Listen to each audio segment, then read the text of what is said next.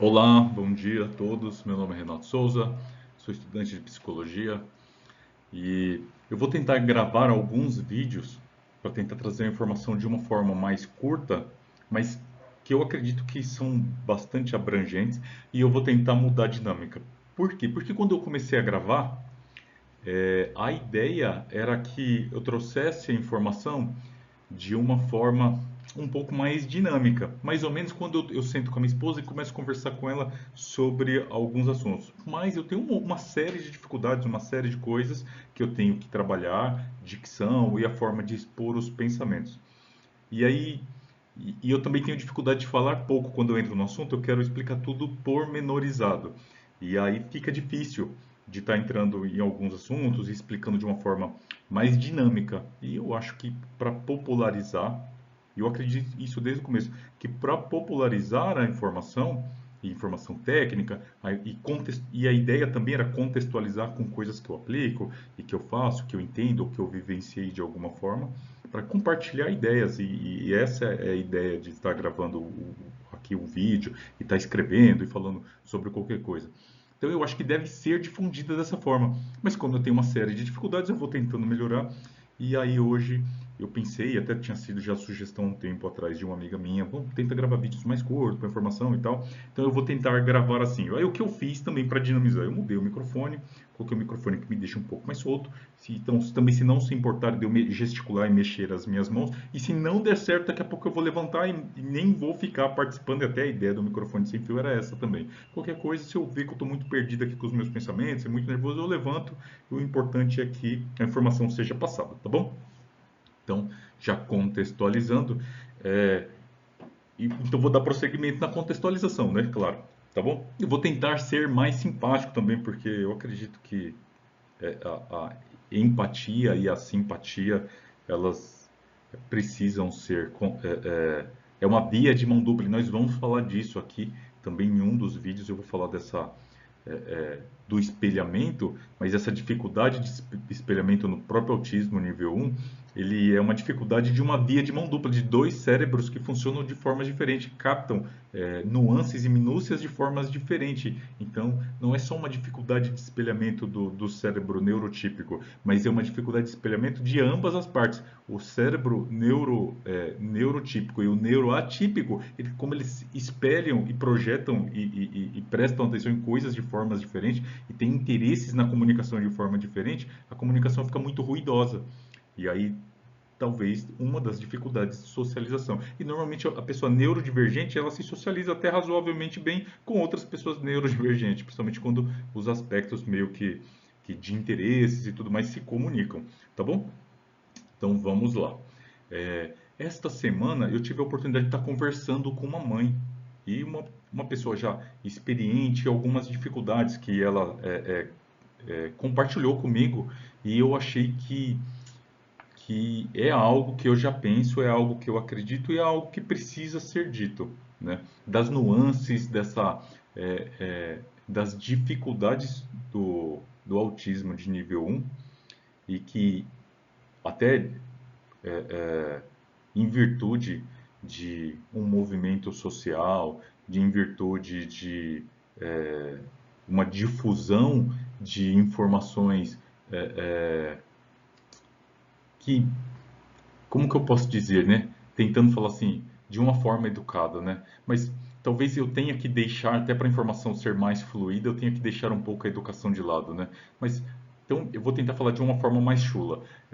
As pessoas talvez não estejam tão preocupadas com o resultado ou as necessidades das pessoas, mas estejam mais preocupadas com seus próprios egos, né? Tipo, que se dane as pessoas, ou projetando em movimentos sociais coisas que elas têm dentro, intrínsecas delas mesmas, né? Então, por exemplo, as pessoas ficam procurando diagnósticos, as pessoas ficam procurando facilidades, ficam procurando justificar, e não é bem isso que acontece, né?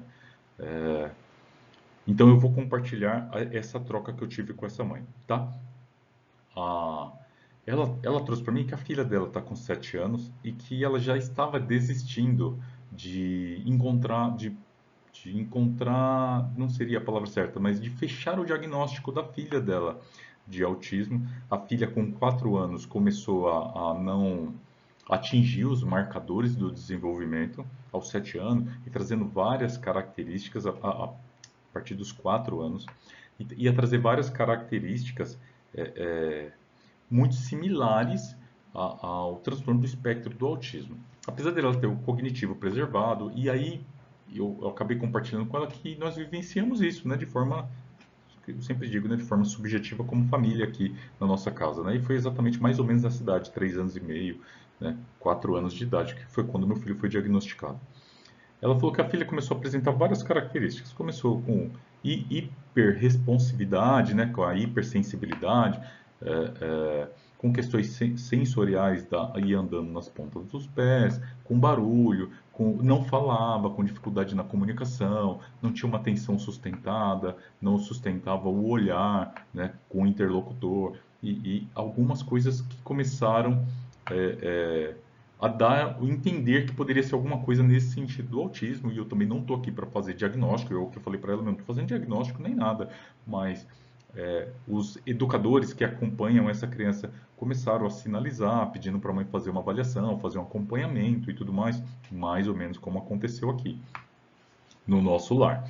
É, e ela foi atrás de acompanhamento e tudo mais, mas são nuances, né? Não, então, assim, por mais que tenha uma hiperresponsividade, né?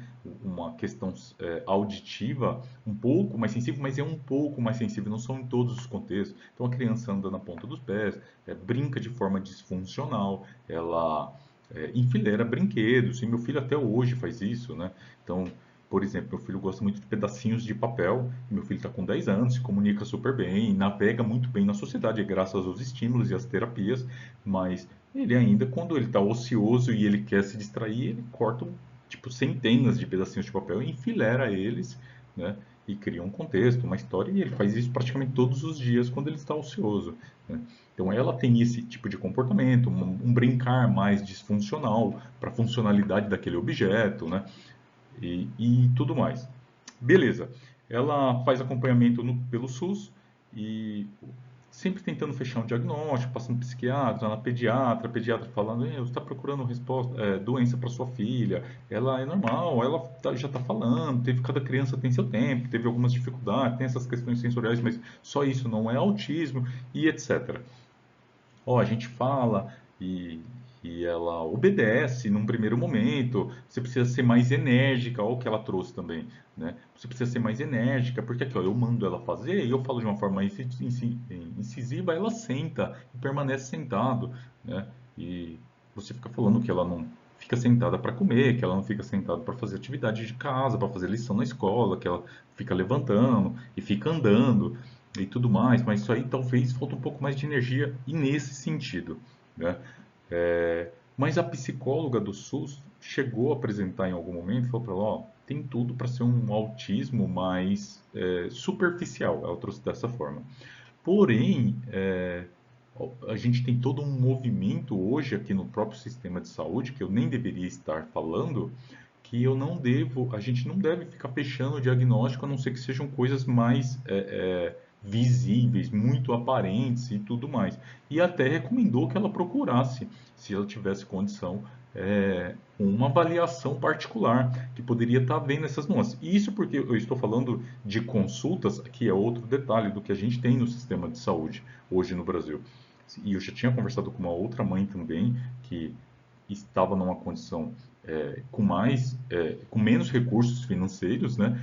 E que a filha já diagnosticada com autismo também, uma menina, fazia uma sessão de psicoterapia de 30 minutos uma vez por mês. É isso que o sistema de saúde oferecia. Aí eu orientei ela, né, também como pai, não como terapeuta, porque ainda não estou formado, mas orientei ela e falei assim, então tenta participar desses estímulos e aprender o máximo possível para você poder replicar isso em casa. Porque uma vez no mês, um estímulo de psicoterapia não traz os resultados que a abordagem comportamental, que é a abordagem para ganhos de habilidades, ela precisa ser intensa, né? Ela precisa ser uma uma abordagem que ela, com estímulos que precisam ser recorrentes, fazer parte mesmo ali do cotidiano para você poder alcançar as métricas que são estabelecidas para aqueles estímulos.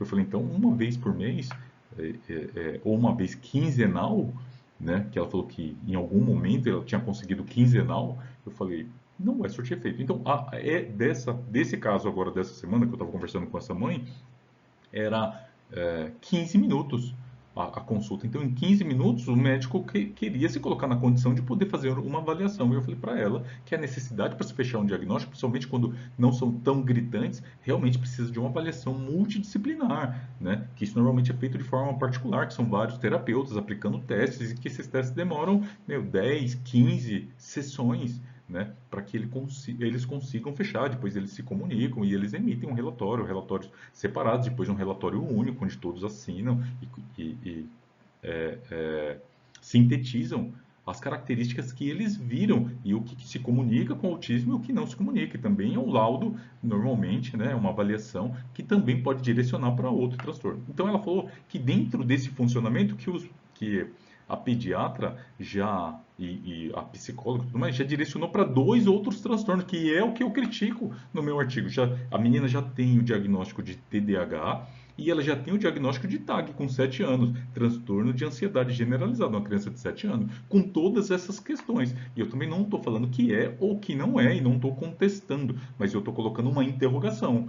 Né? Então, uma criança de 7 anos de idade, com todas essas questões de hiperresponsividade, de agitação motora, de dificuldade de permanecer sentada, de andar na ponta dos pés, de brincar de forma disfuncional, de fazer um pouco de flapping, um pouco de estereotipia, que a mãe apontou, e o sistema médico atual preferiu dar dois diagnósticos do que tentar achar a origem. Não, e tudo bem, se ela for tomar uma medicação, que talvez seja o próximo passo, uma medicação para TDAH, uma medicação para ansiedade, e é o que eu falo também nos outros vídeos, talvez essa criança realmente amenize esses sintomas, porque a medicação vai atacar exatamente a superfície, que é o que eles estão analisando mesmo, é o que está sendo observado, a superfície. Mas terapeuticamente, se você não atacar a raiz, a origem desses comportamentos, terapeuticamente e até de forma educacional, de alcançar habilidades, de alcançar conhecimentos, se você não entender esse funcionamento, onde é a raiz é, é, desses comportamentos divergentes, você não consegue evolução. E é isso que eu falo no meu artigo, e é isso que eu verifiquei agora com esse relato. E eu achei um absurdo. E aí ela já estava assim, ó, exausta, né, demonstrando uma exaustão psíquica e emocional, essa mãe falando assim, ó, eu já estou cansado, eu estou desistindo. Então, cada vez que um médico fala assim, não, cada criança tem seu tempo, cada criança é de um jeito e tudo mais, mas já diagnosticou com outros dois diagnósticos que é, mimetizam de alguma forma o autismo e o autismo de alguma forma também mimetiza, pode ser, não estou contestando, né? Pode ser que tenha esses dois diagnósticos e os dois os dois sintomas, os dois sinais que esses diagnósticos apresentam, pode trazer uma certa similaridade com o autismo, pode ser um movimento inverso, não tem problema, mas é muito estranho, né, que as coisas aconteçam dessa forma. Essa mãe está exausta, é, e aí nós conversamos e eu compartilhei um pouco das minhas experiências. Falei, ó, eu vivenciei assim, eu segui tal caminho. Ela nunca tinha ouvido falar de uma avaliação multidisciplinar e isso me motiva a estar aqui falando, né? E talvez eu estou falando até com mais eloquência e com mais envoltura, porque toda essa questão emocional, né? Essa indignação, eu já acabei compartilhando com a minha esposa. E eu falei com a minha esposa, falei assim, eu acho que era assim que eu tinha que conseguir transmitir algumas informações. É, e, pois bem, né? Ah, ela se sentiu fortalecida e falou, não, eu vou tentar, eu vou conversar, eu vou conversar com meu marido, eu vou procurar esse caminho e tudo mais. Então a ideia de estar aqui falando, e aí eu falei, precisa ser dito essas nuances, essas questões que são a vistas de quem está vendo de fora, talvez sejam questões até superficiais. Por isso que eu coloco assim, além da superfície, mas existem muitas coisas por trás disso que eu quero dizer que é uma criança não ser oportunada a vivenciar e a se entender, a se compreender, a receber os estímulos, né? Aprender a navegar, né? A reconhecer as suas próprias potências e deixar de se sentir diferente, mas não de se reconhecer diferente, mas de se sentir incapaz dentro dessas diferenças. Você mitigar isso e trazer essa potência para essa criança, você vai ter um adulto muito mais funcional, né? Um adulto muito mais potente, reconhecendo as suas potencialidades, suas características, tentando se desenvolver profissionalmente e se integrar e muito menos doente dentro de casa. Porque, igual eu falei com o pessoal da faculdade outro dia, qual que é o problema da pessoa que outrora era considerado um esquisito e para a sociedade, mas não tinha um diagnóstico, e tudo bem porque ele sofria lá dentro da casa dele, na hora que fechava a porta, e eu tenho até outros exemplos, né, de pessoas que foram consideradas pessoas esquisitas, mas são super disfuncionais, né. Também nessa conversa veio que um parente, um conhecido e tudo mais, já tem assim uns 50 anos, vive morando no fundo da casa de uma parte do ciclo familiar, e que essa pessoa, quando ela sente que ela está desregulada, que ela está com transtornos de humor e tudo mais, que inclusive ela se tranca dentro da casa e fica trancado dentro da casa, e quando ela se sente melhor, ela se tranca dentro desse cômodo e a família e junto com ele falou, não, é melhor botar grade, mas então uma pessoa que aparentemente até navega bem dentro da sociedade, faz alguns bicos, né? Eu ia falar biscates, né? Que são esses bicos, essas pequenas vendas para poder sobreviver. E quando está em crises de regulação emocional, ela se tranca, até pede para que os próprios parentes tranquem ela, e quando ela se restabelece, ela sai e navega de novo para a sociedade. E às vistas de quem está do portão para fora da casa, talvez seja uma pessoa funcional, só é um cara esquisito. Mas o quanto essa vida, né, essa forma de navegar na sua existência é desgastante e sofrível, né? O quanto isso é ruim, né, para o ser humano, né? Mas tudo bem, né? A sociedade tende a colocar, mas já que ele consegue aparentar que está tudo bem lá do portão para fora, então tá tudo bem, né? Para que eu vou colocar um diagnóstico, ofertar terapia, ofertar medicamento? Porque o autista de nível 1 ele tem muitos poucos benefícios concretos, né? O máximo que ele consegue é cortar uma fila e o máximo que ele consegue é um lugar melhor para ele estacionar o carro dele, mais perto de uma porta, mais perto de um portão. É isso que ele consegue normalmente, né? Ele não consegue muita coisa além disso. Eu não acredito que uma pessoa que viva dessa forma é, é, simule que está vivendo dessa forma para conseguir cortar fila no mercado, né? Mas tudo bem, né? Às, às vezes, né, alguns movimentos sociais, alguns pensamentos sociais, eles são mobilizados a fim de atender alguns anseios, né? Anseios, e as pessoas são conduzidas a pensar de certa forma. E nós fomos assim, né? Nós deixamos de consumir gordura animal para consumir o óleo de soja ou consumir margarina, que nem a mosca come margarina. Se você deixar um pote de margarina aberto dentro da sua casa, do lado de um lixão, você vai ver que as moscas não posam na margarina, porque se eu não me engano, salvo engano, porque eu não sou químico, mas por questões de alteração de uma molécula, a margarina não é considerada um plástico, né? Mas ele é uma das matérias mais próximas do plástico que nós temos comercializada como alimento, né? Então nem as moscas depositam seus ovos na margarina, porque ela é considerada, né, organicamente uma coisa muito próxima de um plástico, ela não estraga, né? E nós deixamos de consumir em determinado momento a manteiga ou a gordura animal para consumir coisas que são potencialmente danosas ao nosso organismo, porque nós fomos conduzidos a pensar de tal forma, né? E o lobby de clínicas, o lobby dos convênios, do sistema público de saúde também, porque se você diagnostica e você diagnostica e você acha um nome, para uma dificuldade, você tem que ofertar suporte e tratamento para aquilo, você entendeu? E isso mobiliza a sociedade a buscar, mas eu tenho tal problema e eu preciso tratar isso, eu quero melhorar, eu não quero viver dessa forma. E isso também sobrecarrega, gera custo, gera gasto. Então, todo esse movimento econômico pode estar conduzindo você, como cidadão, a pensar de tal forma. E isso é marketing, fazer as pessoas pensar conforme as grandes empresas, os grandes negócios queiram que aquele grupo, que aquela sociedade, que aquelas pessoas pensem. Isso é marketing. Essa é a função do marketing dentro da área comercial, é conduzir as pessoas a pensar de determinada forma, pré-estabelecidas, né? Então, e até a explicação de todo mundo consumir, virar um processo cultural, consumir pipoca na porta do cinema, na entrada do cinema, e o cheiro e etc. Isso virar um movimento, inclusive cultural, é por causa de uma superprodução de pipoca que teve nos Estados Unidos, acho que nos anos 20, nos anos 30, uma mega produção, não conseguiram escoar e começaram a atrelar o cheiro, e aí começaram a colocar, e tem até um efeito que o seu cérebro capta, mas a sua visão não, que eles começaram a projetar, e isso foi proibido e tem um nome específico que eu não me recordo, mas tem matérias muito interessantes sobre isso, que era uma forma de conduzir as pessoas ao consumo da pipoca, porque tinha uma superprodução e precisava escoar isso, atendendo as necessidades do setor econômico da época, você entendeu? Então isso pode estar acontecendo, nós podemos estar vivenciando isso, tá bom? E essa criança pode até ser que ela não tenha autismo, mas outrora foi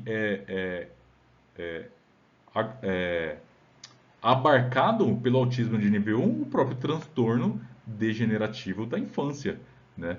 Que era um transtorno paralelo, que mimetizava em sintomas e em tratamentos, em formas de tratar, mas não era considerado autismo, que a criança se desenvolvia bem até uma certa fase, depois ela parava de alcançar os marcadores do desenvolvimento, que é mais ou menos o que essa mãe relata. Eu estou diagnosticando, não, eu só estou reproduzindo o que a literatura fala. Então, no DSM-4, isso poderia ser chamado de transtorno degenerativo da infância, olhando mais superficialmente e não avaliando o caso em si, e como eu já disse, por todas as questões que me impossibilita disso. Mas falando de literatura, um transtorno desse poderia ser, não poderia realmente não ser autismo, até o DSM-4, mas por se beneficiar dos mesmos estímulos e dos mesmos tratamentos, esse tipo de situação hoje se comunica muito com autismo de nível 1, por questões mais superficiais, por se beneficiar dos tratamentos. E o mesmo aconteceu com a síndrome de Asperger, né?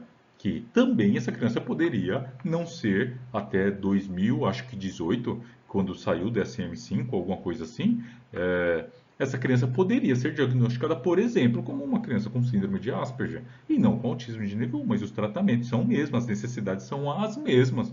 Talvez não com tanta intensidade, com tanta frequência e com a mesma carga medicamentosa, mas se beneficia porque os transtornos se mimetizavam, os transtornos eram similares, né?